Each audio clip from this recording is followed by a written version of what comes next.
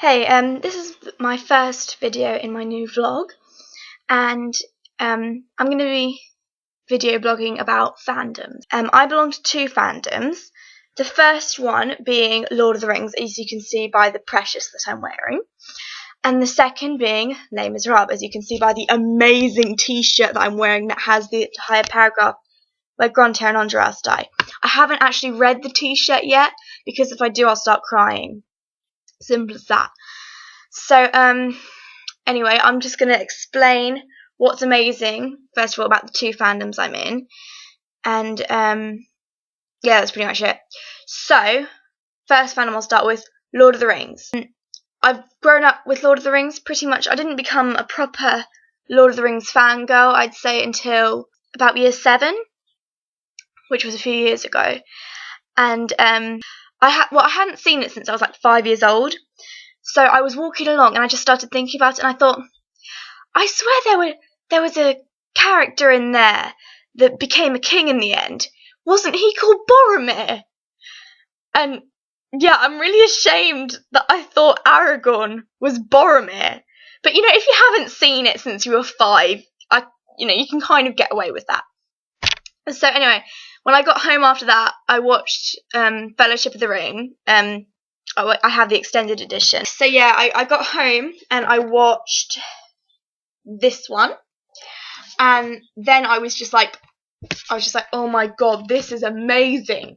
So then I watched the second one, and then I watched the third one, and I was just like, oh my god, I love Lord of the Rings. And then I read the books, and when I was 7, I had read The Hobbit. And I just finished reading the Silmarillion, and it's so good. I mean, but I hate Feanor. That's probably not how you say it because it's got the little accent. Would that mean it's pronounced Feanor? I don't know. So, why it's amazing? Well, it's timeless, really. I mean, it's a classic because not only is Tolkien's writing so riveting, especially in The Hobbit. In The Hobbit, I literally was just like, I finished it in one night when I was 7. That's how riveting it was. And with Lord of the Rings, it's still riveting. It's just a lot more difficult. And the only bit of Lord of the Rings that I actually found boring, the books, was that in the Two Towers, when Aragorn, Gimli, and Legolas are like running after the Uruk-hai looking for Merry and Pippin. In the book, it explains the where they're going and how long they've been traveling, and I was trying to follow it on the map of Middle Earth I have on my wall. I couldn't. I can't picture the geography in my head, and I still don't understand where everything in Rohan is. I've been trying, but I just can't. Anyway, that's kind of digressing a little bit. But Lord of the Rings is just so, it's magical, and it's got things that apply to people in real life. It's like, it's got love, loyalty, and it has this amazing message that, even the smallest people can make a difference. And it's just, and it's also great to see how like each person feels about the ring. Got the ring. So like, okay, now on to Les Miserables. So this fandom I only recently got integrated in. I mean, I saw the musical first when I was 9. It's quite a funny story actually. I was about 4 or 5 years old, and my dad downloaded like the Les Mis CD for my mum, because my mum's a really big fan of Les Mis, and they were all listening to the songs being like, oh yay, it's Les Mis, yay, we haven't heard these songs in ages and stuff. And so they let me pick out a song, and I chose Master of the House, and I got obsessed with the song. I mean, I wouldn't stop singing it, and then my parents decided it was kind of inappropriate for me to be singing at 4 or 5 years old, which, I agree with. There's just a few little passing lines that you don't really want a 5-year-old singing. Oh, and the other song that I became obsessed with was Lovely Ladies, which is kind of even worse. I mean, I was literally going around at 5 years old singing Poor men, rich men, leaders of the land, see 'em with their trousers off, they're never quite as grand. All it takes is money in your hand. So, they banned me from listening to both those songs. They just banned me from listening to Les Mis, pretty much. So, I would download Master of the House in secret and then go listen to it on my little iPod Shuffle with my headphones. I mean, by that time, I wasn't 5. Any 5-year-old who has an iPod Shuffle is just spoiled much. Anyway, so just over the years until I was 9 years old, I would listen to those 2 songs whenever I got the chance when my parents weren't looking, just because I like to defy my parents. I'm not alone in that. Everyone does it. And I think those songs are awesome. So then, at Christmas, 9th Christmas, I found this little envelope in the Christmas tree addressed to me, and it said, "Isabella, you can go see any not film. You can go see any theatre show you want this year. Yay!" I didn't say the yay, that was just me. And so I had this stereotypically evil grin on my face because they thought I was going to pick something like Hairspray or maybe even Chicago. And I just went, "I want to see Les Miserables." And then they just kind of looked at each other like, "All right then." And my mum came up to me and she said, "I warn you, once you see Les Miserables, nothing else will ever be as good." And I was like, "Okay."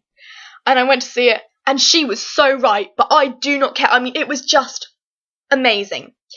So I learned the words to the entire musical, but I didn't start thinking about it every minute of every day until after I'd seen the film.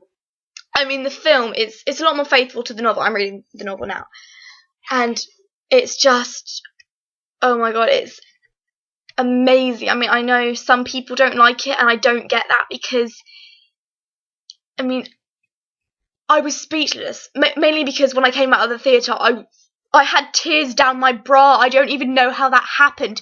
Then they found their way to my wrist. I mean, I've seen it 3 times now, and I'm just like, oh my god. And one of the things the film made me do, it made me ship Grantaire and Andras because, I mean, hello, Andras is Grantaire's Apollo. I mean, they're just so cute together. And they're like, oh, they're just so lovely together. Anyway, I digress. I like that word, by the way. I've said it twice now. But, anyhow, what's amazing about Les Mis is that it's the story of human life told in the most poetic, amazing, inspiring way. It's got everything in it. It's got a mother's love. It's got redemption. It's got joy, and it's got sadness and loyalty and standing up for what you believe in. And it's got everything that's good about humans and everything that's bad about humans, and it puts them together into the most endearing, heartbreaking tale.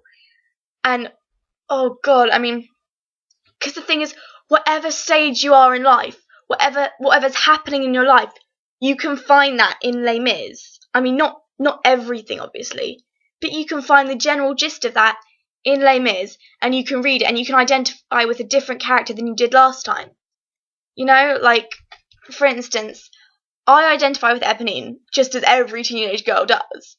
But I'm sure that when I'm a lot older, I'm going to identify with Fantine. Because, I mean, I'm not saying I'm going to be a prostitute when I'm older, because I'm not. Because I bet mums identify with Fantine a lot just because, their mother's love and stuff. And, there are other characters that I identify with.